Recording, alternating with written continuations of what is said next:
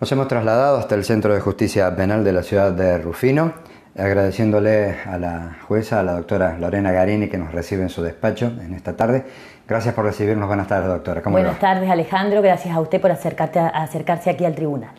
Bueno, en estos días ha estado bastante atareada, llamémosle así, ya que ha participado y tiene que venir participando en juicios orales que se realizan, en este caso en Venado Tuerto, pero hay uno que ha tenido repercusión en este último fin de semana y que tiene que ver con la conclusión del mismo, de un juicio a un profesor, tengo entendido que de música, de una escuela primaria de la ciudad de Firmat. Correcto. Si es usted tan amable, doctora, nos hace un reconto de lo que fue las acusaciones, que creo que estos hechos fueron denunciados que ocurrieron en el 2016-2017.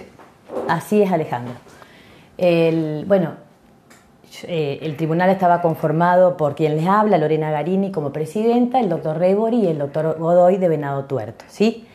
Los hechos que lleva a juicio la acusación, es decir, la fiscalía, son hechos que ocurrieron en el instituto, en el colegio Roque Basali, de la localidad de Firmat. Primario, cuarto y quinto grado. Bien digo, sí. Por allá por el año 2016-2017, ¿sí? Obviamente eran 3 menores de edad, 2 de ellas cursaban cuarto grado y una de ellas quinto grado, ¿sí? La acusación la llevó la Fiscalía de Melincué, que estuvo representada en ese acto por la doctora Susana Pepino, es decir, en el juicio, en el debate, asistida por el doctor Julián Cochero, también de ahí de la localidad de Melincué, los 2 fiscales de Melincué. Estaba por la parte querellante el doctor Aloe, Ramón Aloe, y por las familias. Exactamente, de las víctimas, por la parte querellante. Y por la defensa, el doctor Carlos Villalba, con el imputado, ¿sí? Con el señor Tenaglia, en sala también. Adelki Omar Tenaglia, de 58 años. Exactamente. Bien. La Fiscalía llevó 3 hechos de abuso sexual simple. ¿Sí? ¿Qué significa esto, Alejandro? Es la figura básica que está prevista en el artículo 119 del Código Penal argentino, ¿sí? Si me permite leerlo, dice: será reprimido con reclusión o prisión de 6 meses a 4 años el que abusare sexualmente de persona de uno u otro sexo cuando ésta fuere menor de 13 años. O cuando mediare violencia, sigue el artículo, pero nosotros nos centramos en esto. ¿Por qué? Porque las víctimas tenían menos de 13 años, ¿sí? Perfecto. Bueno. Le interrumpo, doctora. Los argumentos de la Fiscalía, ¿hacia qué apuntaban? Es decir, ¿hacia qué tipo de abuso? Y preguntarle también si las menores fueron pasibles de hacer un análisis fundamentalmente en lo que es cámara GS. Sí, la Fiscalía sí, fue por la figura del abuso sexual simple, por esta que le acabo de mencionar, pero con el agravante de esta figura se agrava en varios casos. Uno de ellos encargado de la educación. Entonces, como el profesor desarrollaba estas conductas en su carácter de profesor en la escuela Roque Basali, se le atribuye ese agravante. Eran en el establecimiento. Exactamente. Entonces, la figura simple, que di lectura recién, con el agravante de ser el encargado de la guarda en este caso. Bien. Bueno. Para 2 de ellas, los hechos consistían, que eran para las nenas que cursaban cuarto grado, el abuso sexual simple consistía en una de ellas, abrazarla fuerte y que la menor lo abrazara a él y decirle cosas como, por ejemplo, que él la quería si ella también lo quería. Para otra de las nenas de cuarto grado, el abuso consistía, el atribuido por la Fiscalía, en sentar la UPA y también abrazarla, ¿sí? Y decirle al oído o de que la quería, situaciones así, o darle algún beso en este sector, señalaron las menores. Bien. Y la última de ellas, la última menor, que es la que ocurrió en quinto grado para ella, el hecho consistió en que la nena le da un beso en la mejilla al profesor. Esto aislado, Alejandro, pareciera que un beso en la mejilla aislado todos podemos pensar que es un acto de afecto, si se quiere, del profesor. Porque si no, usted me puede decir, pero ¿cómo? Todos los profesores que den un beso en la mejilla o que reciban al ingreso del establecimiento es abuso sexual simple. Y yo le diría que no.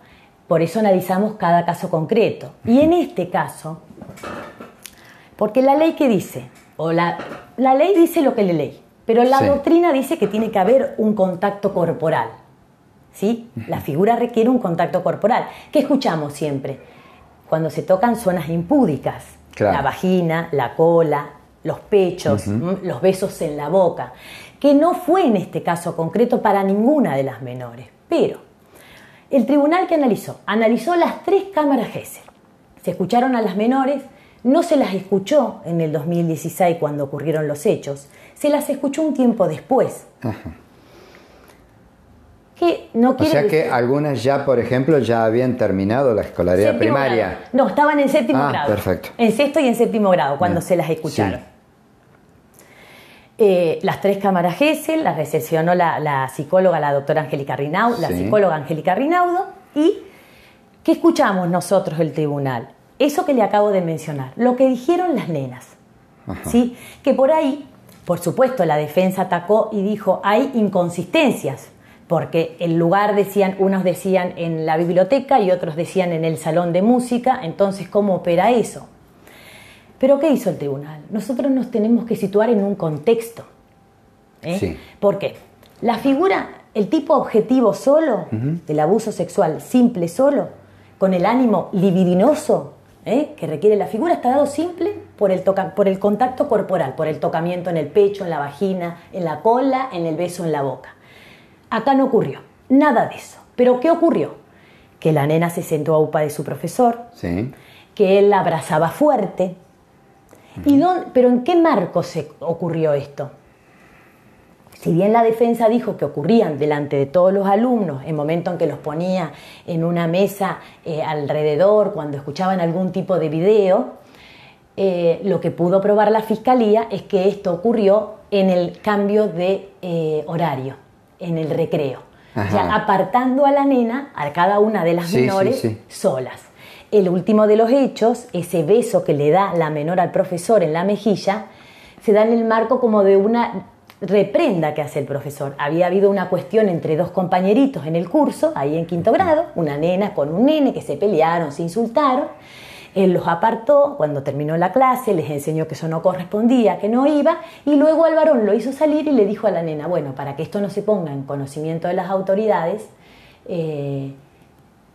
Dame un beso. Pide el beso, exactamente, en la mejilla. La nena, que después en la cámara Gesell la nena dijo que ella no lo vio para nada mal en ese momento. ¿Por qué? Porque la defensa que ataca, que todo esto se pone en conocimiento de las autoridades, como le señalé recién, tiempo después, luego de que en ese colegio se empezara a impartir la educación sexual integral, el ESI, los que conocemos como ESI. Sí. Entonces, bueno, la defensa cuestiona el ejemplo que le daban y demás, pero nosotros, todo el tribunal, porque el fallo fue unánime, los 3 jueces de acuerdo. ¿Qué pudimos probar? Que no fue una cuestión creada por los menores. No crearon esa situación que, si bien a los ojos de cualquier persona puede ser una conducta fraternal, si se quiere, de un profesor, no lo vimos nosotros y transgredió esas conductas, transgredieron esa frontera o esa conducta que se puede ver como fraterna de un profesor, y el tribunal entendió que se encuadraron dentro de la figura de abuso sexual simple, agravado por ser el encargado de la guarda. ¿Sí? Situación que tuvimos que fue compleja, porque tuvimos que analizar no solamente acá el elemento objetivo, que es lo que requiere la mayoría de la doctrina, sino añadir a esto el elemento subjetivo, ese ánimo libidinoso. Claro, le entiendo. Porque como no se tocó una zona propiamente, las zonas pudendas, como decimos nosotros, sino que fueron estas situaciones, nosotros consideramos que encuadró en el abuso sexual simple como lo presentó la Fiscalía. ¿Sí? Bien. Hoy le quiero interrumpir con la siguiente pregunta, doctora Lorena Garini. ¿Cuándo se hace, porque si bien estos hechos habrían pasado 2016, 2017, ¿cuándo se hace la denuncia? ¿Quién hace la denuncia y en qué contexto se hace esa denuncia? La denuncia. O las denuncias. Bueno, precisamente el momento del develamiento fue a través de esa clase de educación sexual integral. Entonces las nenas, a través de un ejercicio que le da la profesora, Sí. dos, recuerde que eran en cuarto grado, dos en quinto grado, una, perdón, en quinto grado, entonces ellas ponen en conocimiento de esa profesora que les estaba dando ejemplo, que les estaba explicando lo que significa la educación sexual integral. Una de ellas, creo, si mal no recuerdo, era la profesora de Ciencias Naturales y la otra, bueno, no voy a recordar ahora. Pero aquí que fue una coincidencia realmente, porque había bajado a una inspección de rutina gente del área del Ministerio de Educación, por supuesto, de la región, ¿no es Sí, cierto? sí. Creo que es de la Regional Séptima. De Venado, sí. Exactamente. Sí. Y por casualidad estaban ese día en inspección, en firma, en el Colegio Roque Basali. Ya habían ido a otros establecimientos y estaban ahí. Automáticamente la docente, cuando las nenas se lo comentan. Claro, cuando se da cuenta, Exactamente. percibe En esto. realidad el ejercicio era en un sobre, habían hecho como un buzón y en el buzón tenían que poner aquellas cosas que ellas consideraban que no estaban bien y aquellas cosas que consideraban que estaban mal, y ahí se pone en conocimiento a través del papelito. Pero además de eso, las nenas se acercan a la maestra y le dicen cuál era la situación. ¿Sí? Entonces, la maestra, O sea, automáticamente... digamos, se produce una denuncia, digamos, llamémosle así, de la docente, es decir, de oficio, sí. por la Sí. práctica, el ejercicio de la clase de ese. Exactamente. Sí, tal cual así. Y lo mismo para la otra nena, para la nena de quinto grado exactamente igual, en sexto creo que ya estaba. ¿Y las nenas nenas, tenían conocimiento entre sí de esta situación No. o no? Totalmente independiente las tres. las tres, las dos de cuarto grado, entre ellas lo habían puesto en conocimiento entre ellas dos. De hecho, una de ellas, muchos años antes, había puesto en conocimiento de la madre que el profesor las abrazaba, a ella no le gustaba, pero la madre lo minimizó como diciendo, es una situación común. Bueno, entonces no, lo dejó ahí, la mamá lo dijo en el debate también, lo dejó ahí porque no consideró que tenía entidad, porque por supuesto, dijo la mamá, si yo hubiese entendido que eso tenía una entidad diferente a la de una calidad de un profesor, lo hubiese puesto en conocimiento. Claro, teniendo en cuenta el tiempo transcurrido y la edad, ¿no es cierto?, de las chicas y la edad del profesor, yo me pongo también en una situación más o menos parecida. Es prácticamente una relación de cariño de un abuelo a sus nietas, a sus nietos, ¿no? Digamos, por la diferencia de edad. O sea, exactamente. Que uno supone que no va a transgredir ese límite que hablaba usted. Exactamente, pero bueno, nosotros lo ponemos en un contexto, en una situación, en un tiempo, en un espacio, donde él aprovechaba esa conducta, si se quiere, a solas, porque los 3 episodios que han ocurrido lo hizo en el marco en el cambio o en el receso. Ellos tenían una copa de leche, así que era un recreo de 15 minutos y uno de 10, con la excusa a lo mejor de que lo ayudaran a acomodar el salón, pasaba esta situación. Bien, para las 3, con la salvedad del último hecho que le dio el beso en la mejilla y nada más, dijo la menor. Por lo tanto, lo que tuvo que hacer el tribunal es a esa conducta objetiva, que podría ser de lo que nosotros consideramos esos casos que son de difícil, porque están al límite. Están muy en la raya. Exactamente. La doctrina lo dice así, son límites, porque un beso para cualquier persona en la mejilla no significa que sea un abuso sexual. Pero el tribunal evaluó esas conductas en ese contexto, con la edad, escuchando a las menores, porque las nenas lo manifestaron. Una de ellas se quebró angustiada porque ella consideraba que eso no debía pasar. Bien. Ella se sentía como que eso no debía pasar, pero ante el miedo, por supuesto, por la relación de ser su profesor, es más. No en el caso de las otras que lo consideraron algo casi natural o casi la última sí, dijo, a mí no me pasó nada, dice, pero después al enterarme todo esto, bueno, cambió su actitud. Pero el profesor mismo, en su defensa, llevó cartitas que le habían hecho las nenas, no solo ellas 3, sino todas las alumnas. Manifestó, por supuesto, que nunca tuvo sanción en ninguna escuela, que viajó con los chicos solos a Santa Fe, en los viajes de quinto grado, jamás tuvo una situación no tuvo sanción administrativa, nada. Y mostró y exhibió esas cartas donde lo querían, las nenas mismas manifestaron, las mismas madres manifestaron que jamás, si bien algunas lo conocían y otras no, haber pensado mal de esa persona. Al contrario, no hubo un ánimo para pensar el tribunal que fue armado, si se quiere, como lo postuló la defensa. ¿Por qué digo esto? Porque ¿cuándo se repone en develamiento esto? Los hechos ocurren allá por 2016. Sí. Pero a mitad de 2017 al imputado se toma una licencia y se va de la escuela. Después no volvió más, por supuesto, porque después lo exoneraron. Y se va por una situación similar que tenía una denuncia que estaba atravesando de la pareja de su pareja, digamos, por una situación también similar de abuso con su hija, con la nena o hija. O sea, una situación parecida intrafamiliar. A nosotros no tenemos conocimiento de eso en el debate, pero cuando pedimos antecedentes al Registro Nacional de Reincidencia, salta una condena anterior, condicional. Ya estaba con condena condicional, exactamente, de dicho año, del 2017. Entonces, ¿qué dice la defensa? Teniendo en conocimiento esta situación, se pone en develamiento un año después estos hechos, como si se quiere influenciado. Pero el tribunal pudo demostrar que no, porque eran 3 nenas que no tenían nada que ver, que eran alumnas, que entre ellas, siquiera 2 de ellas sí, porque eran compañeritas y a la vez eran muy amigas. De hecho, una de ellas era tan tímida que no podía ponerlo en conocimiento de la mamá, así que quiso la amiga, le mandó un WhatsApp y se lo puso en conocimiento. Obviamente que después de esto, Alejandro, la misma escuela hizo la denuncia a través del Ministerio de la Región Séptima al Ministerio Público de la Acusación y las madres, por supuesto, las 3 instaron la acción penal. Claro. La mamá de las 3 menores instaron la acción penal. O sea, quien hace la denuncia es la escuela. La escuela, después, a través del Ministerio Región Séptima, es la que lleva la denuncia, los formularios al MPA.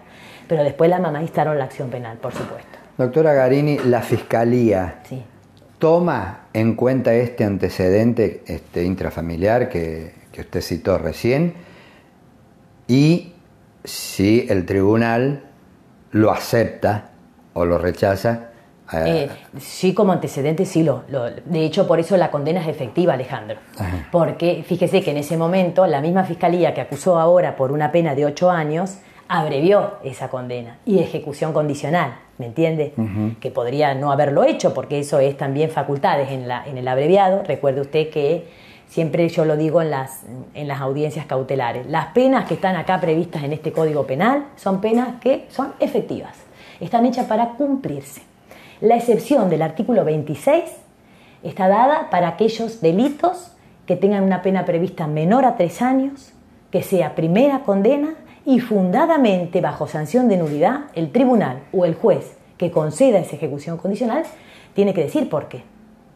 ¿Entiende? En ese caso, bueno, nosotros no fuimos, por supuesto, el juez que que homologó esa condena, pero sí la Fiscalía, por supuesto, peticionó que se revoque esa condicionalidad y que la pena impuesta sea efectiva, obviamente. Bien, esta es una pregunta que tiene que ver justamente con toda esta explicación, ¿no?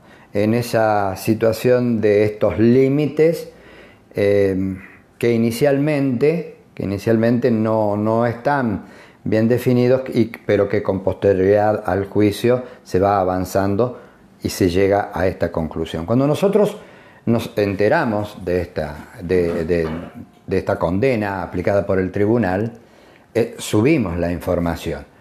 Evidentemente, no sé si lo vio, pero sabrá que la condena social es terrible y además el ataque, llamémosle así, o el reproche a los integrantes del tribunal, es decir, 5 años y 6 meses, nada más, lo tendría que matar, pena de muerte, qué sé yo, etcétera, etcétera.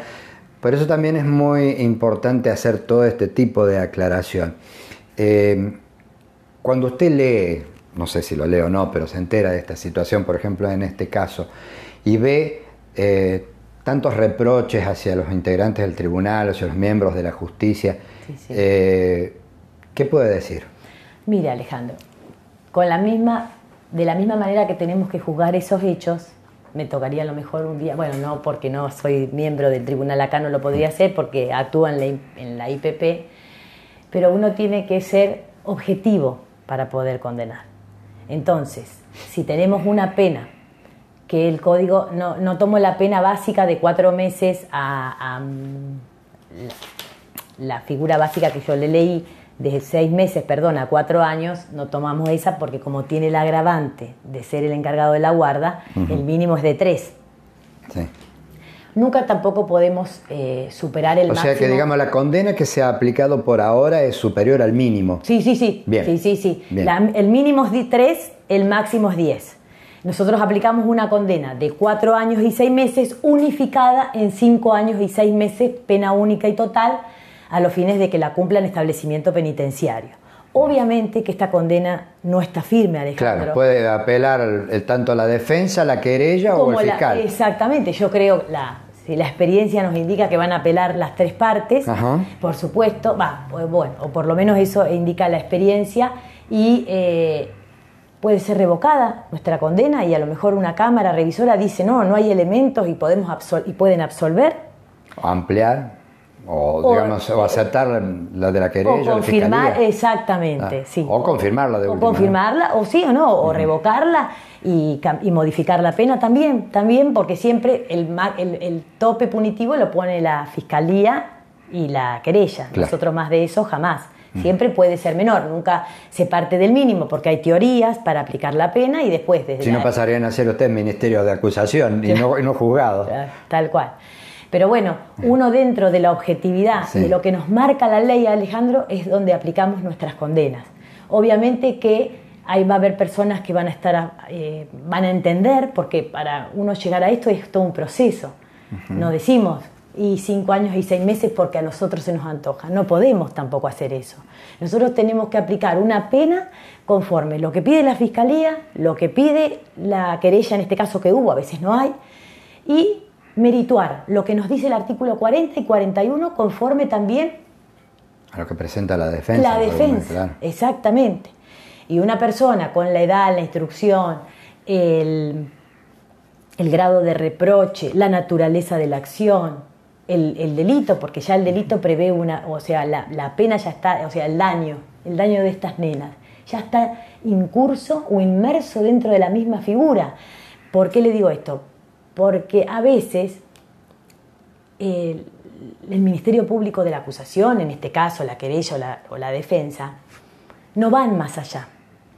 Pero si a veces trajeran otras evidencias, otras pruebas, donde por ejemplo uno pudiera valorar un peritaje, además del daño que ya está previsto en el mismo 119. Sí. ¿Entiende lo que le digo? Perfecto. El daño psicológico. Bueno, eso también es... Entonces, por ejemplo, a la otra parte que quería ir yo, el tema de las víctimas. A ver, si el tribunal puede disponer alguna situación de atención a las víctimas, cómo sigue el tema de las nenas, porque de una manera u otra, si bien inicialmente parecía que no, más allá que a una de las nenas le molestaba... Sí.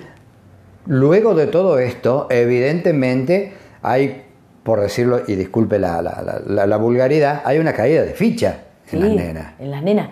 Ella, por ejemplo, por eso le digo que por ahí, no sé si llamarle una ausencia de pruebas, pero a lo mejor en la vorágine o a lo mejor son acusaciones que ya vienen, entonces faltaría ese tipo de evidencia. Si una nena, por ejemplo, me parece... manifiesta que tiene tratamiento psicológico, convocar al psicólogo. De eso nosotros no tuvimos cuenta de nada, Alejandra. ¿Me entiende lo que le digo? Quizá a lo mejor lo hayan recibido, pero al tribunal eso no le llegó nunca. Eso en el debate no se produjo. ¿Me entiende? De ninguna de las nenas. Y en un caso, porque un poco lo hemos escuchado acá a veces, fundamentalmente en las audiencias, digamos, para el imputado, pregunto, en el caso de haberlo planteado la querella o la fiscalía, ¿el tribunal de alguna manera está facultado para establecer o brindar este servicio de asistencia psicológica a las víctimas? No. No, porque la ley prevé el centro de asistencia a las víctimas, que lamentablemente, como nos pasa siempre, Alejandro, no lo tenemos en Rufino. Había una delegación prevista en Venado Tuerto que, les soy sincera, creo que no funciona, pero eso siempre es asistir a la víctima en el caso de los derechos que prevé, recuerde, el 80, inciso 10, que es ser consultado antes de una cautelar, antes de un abreviado, pero no respecto del daño. No sé si la Fiscalía puede también acompañar en ese procedimiento. Entiendo que no, pero no sé si cuenta con un gabinete. Es propio de cada familia. Por supuesto, una de las mamás me manifestó en el debate que nunca había recibido asistencia porque eran condiciones que no podían afrontar económicamente. Claro. Otra de ellas señaló que lo pidió en la salita ahí del barrio, sí, y creo que concurrió 2 o 3 veces, pero bueno, nosotros no pudimos escuchar al... Bueno, supongo que habrá, doctora Garini, que habrá otros mecanismos que tenga el Estado que puedan asistir en este caso, ¿no es cierto? Puede ser que así sea, sí, siempre a través de los hospitales o de los centros de salud primario, Alejandro. Claro. Que por ahí sabemos todos están colapsados y que tienen tantas prioridades. Sí, inclusive, por ejemplo, acá en el hospital. En el hospital los servicios. Pero nosotros lo sabemos a diario. Está bien. No solo lo penal, sino lo civil. Sí, correcto. ¿Algo más que nos quiera agregar de esto, doctora? Si usted quiere hacer alguna otra pregunta. No, bueno, esperando a ver que esto fue editado el día jueves. El viernes. El viernes. Tenemos los 10 días para que las partes puedan recurrir el mismo. Bueno, obviamente que si nadie recurre, queda firme, bien, adquiere firmeza. Bien. Si las partes recurren, que yo le vuelvo a repetir, la experiencia indica que alguna de ellas, por lo menos la defensa, seguro va a apelar, irá a una cámara revisora y luego confirmarán o revocarán o reenviarán para otro nuevo tribunal. Bien, perfecto. Doctora, voy a abusar de su tiempo y su gentileza como siempre. Creo que tiene que seguir viajando para integrar otro tribunal, también presidenta. Ahora es mañana y es también delitos contra la integridad sexual. ¿Sabe usted, Alejandro? En la estadística de este año, el 90% de los casos llevados a juicio son de abuso sexual. Esta es la primera vez que a mí me toca un abuso sexual simple, porque normalmente el abuso sexual simple no llega a juicio, sino que no quiere decir que no tenga su sanción ni su reproche penal, pero normalmente las partes... Pero hay un abreviado. Exactamente. Esta es la primera vez y entiendo que lo es por esta situación tan límite. El resto que me ha tocado juzgar, uno ya terminó, ya es viejo, fue después de la feria, venía reprogramado por el tema de COVID. Ahí no estuve de presidenta, pero también fue un abuso sexual, no era con acceso carnal, pero era gravemente ultrajante. Y ahora el de mañana, tengo acá la convocatoria, es también abuso sexual con acceso carnal. Cuando termine Alejandro, tengo otro de abuso sexual. Y cuando termine ese, y creo que me coinciden los días, tengo otro de abuso sexual. Todos los delitos que se han llevado este año, por lo menos que me ha tocado juzgar a mí, son delitos contra la integridad sexual. ¿Se han incrementado? ¿Usted considera que todo esto tiene que ver un poco con la pandemia, el aislamiento? La mayoría de ellos, ¿la mayoría son intrafamiliares? Sí, la mayoría. Sí. Por eso le digo, es la primera vez que es un profesor, en este caso encargado de la guarda, si se quiere, de la educación, perdón. Y simple. Pero en la mayoría de los casos son dentro del seno familiar. Un tío, un papá biológico, un padrastro. Exactamente. Siempre del seno familiar. Siempre. Bueno, es complicado el tema. Sí, ya lo creo. Sí. Y le digo más. Yo creo que se ha incrementado por una cuestión de política criminal del Ministerio Público de la Acusación. Entiendo que a lo mejor también por algún protocolo del jefe de los ministerios, del Ministerio Público. Del doctor Baclini, me dice usted. Exactamente, sí. Dictamen. Porque son hechos, si se quiere, de 4 o 5 años para atrás, que van todos ahora acusaciones. Algunos, la mayoría en su caso, han llegado en libertad. No los detienen, o sea, no están detenidos previamente. Están en estado de libertad. El que tengo mañana sí está detenido y viene con prisión preventiva. Pero en algunas situaciones sí y en otras. Está bien, Ahora, con todo este trabajo y todos estos viajes, que imagino que bueno, además afectan, digamos, a su vida personal, a su vida familiar. ¿Quién queda en Rufino? A ver, digo, porque juez, usted tiene que hacer malabares o tiene que pedir un día allá para poder hacer las audiencias acá.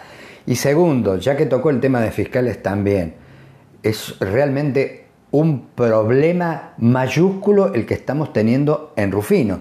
Yo siempre digo, nos llevan a la jueza, no queda nadie, pero ya nos llevaron a los fiscales.